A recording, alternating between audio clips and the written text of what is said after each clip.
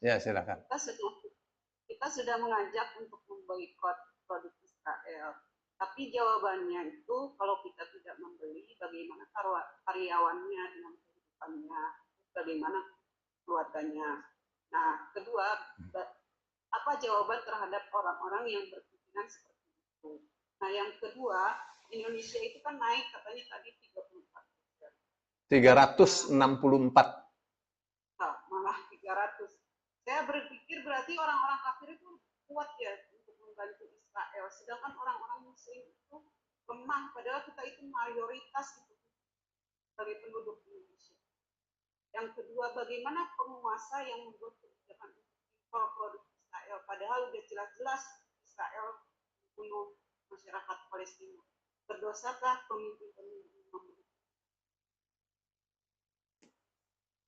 Ya, jadi kalau begini ya, urusan boikot memboikot itu mestinya ya komandonya dari pemerintah. Ya. Jadi kalau komandonya dari pemerintah itu akan jalan dengan baik. Ini kan komandonya dari fatwanya MUI. Ya, sebisa mungkin jangan mengkonsumsi atau memanfaatkan produk atau membeli produk yang ada memberikan sumbangan kepada Israel, ya Unilever segala misalnya. Itu baru komando dari ulama. Ya mestinya dari pemerintah tuh baru berjalan. Kalau dari pemerintah stop. Nah pemerintah akan berpikir bagaimana nih orang-orang yang bekerja. Pemerintah akan kasih nasihat. Jangan takut. Ya, sebab apa? Sebab semestinya kalau melarang kasih ganti. Ya, misal berzina tidak boleh, kasih gantinya. Menikah. Begitu kan? Khamar tidak boleh, ada minuman yang lain. Begitu kasih gantinya. Ya, sekarang produk-produk misalnya Unilever tidak boleh. Ya, kasih tahu gantinya yang boleh. Unilever stop. Semua toko-toko yang ada produk Unilever dikeluarkan. Begitu. Ya, itu baru jalan dengan baik. Nah, jadi masyarakat terlindungi dari membeli barang-barang produk Israel atau produk yang mendukung Israel. Nah, sekarang kan masyarakat tidak terlindungi. Mana ada orang berpikir ini punya Israel apapun, ini produk yang mendukung Israel apa tidak. Ada segelintir, nggak banyak yang berpikir itu. Orang-orang di kota, orang-orang yang sudah mapan secara berpikirnya. Ya, terkadang itu juga nggak ada gantinya rinso apa coba, yang daya apa segala pusing. Ya, tuh ya dari sisi itu ya. Jadi kita ini di Indonesia ini kan negara yang apa saja jadi di Indonesia nih. Ya, ada orang ngaku Tuhan, ada pengikutnya. Mengaku jadi Imam Mahdi, ada pengikutnya. Mengaku jadi kekasihnya malaikat, ada pengikutnya. Ya, Lia Eden itu, Lia Eden. Ada pengikutnya juga tuh. Ya, orang gila itu. Nah, di Indonesia nih ya, apalagi cuma produk-produk begitu.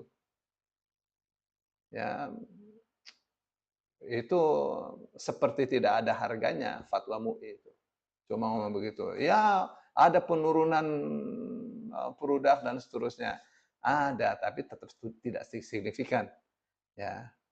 Kenapa? Karena bukan dari pemerintah komandonya. Jadi komando seperti ini mestinya pemerintah kasih komando. Nah, sebab pemerintah punya alat, ada polisi, ada gitu. Itu alatnya. MUI apa alatnya? MUI nggak punya alat. Tuh, jadi hanya bisa menganjurkan. Tuh, maka produk-produk itu masih tetap ya bertebaran di mana-mana. Sekarang ya misalnya jadi di Indonesia itu belum memikirkan bagaimana dengan orang yang kerja ini. Ya, tidak pikirkan itu. Kenapa? Karena produknya masih tetap jalan. Bahwa ada penurunan itu nggak lama, sebulan 2 bulan ada penurunan. Tapi kalau MUI selalu diingat jangan beli ini setiap hari misalnya begitu, itu bisa hancur itu perusahaan. Nah, orang yang imannya bagus, imannya kuat, saya ini kerja di tempat yang mendukung Israel, saya keluar. Dia akan ajak kawan-kawannya, kita keluar, keluar semua, bangkrut Unilever. Ya, bagaimana ini kita untuk usaha, untuk keluarga, Gojek misalnya, itu itu akan jadi seperti itu. Tapi kan mentalnya pada mental-mental yang imannya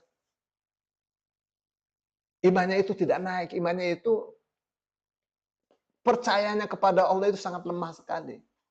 Sehingga terus saja bekerja di tempat yang haram, di tempat yang hasil duitnya ada untuk membantai.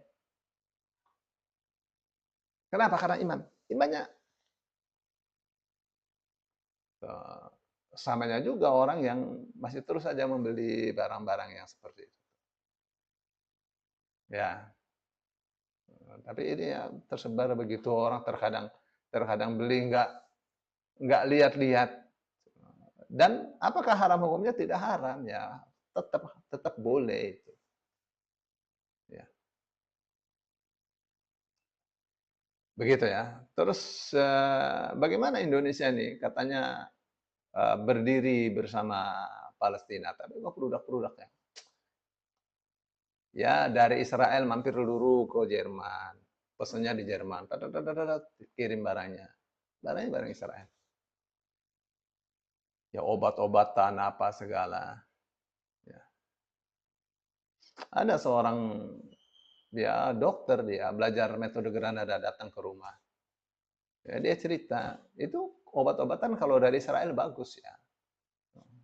Jadi kita itu pesennya pesen obat-obatan yang bagus dari Israel, tapi melalui Jerman. Dari Israel ke Jerman, Jerman kirim ke Indonesia.